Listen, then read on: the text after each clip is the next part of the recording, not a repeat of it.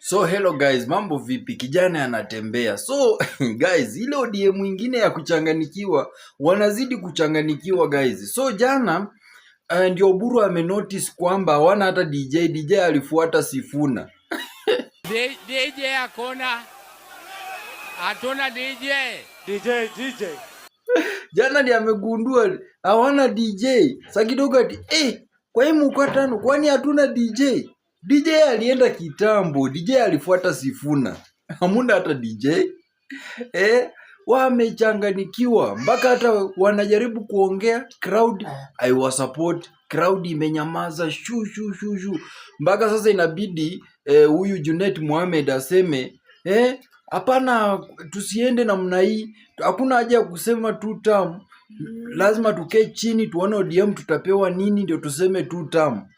Pia kama ODM tunataka kujua tutapata nini kwa hiyo serikali. Hapana lete hapa kusema tu 2 term. Tutafanya 2 term lakini weka vitu kwa meza. Mambo imekataa. Na guys, kesho United Opposition ikiongozwa na baba yetu George Natembea, komando mwenyewe Fred Matiang'i, Kalonzo, Martha Karua, Riggy G. Bas tutakuwa tunaingia pale Kisii.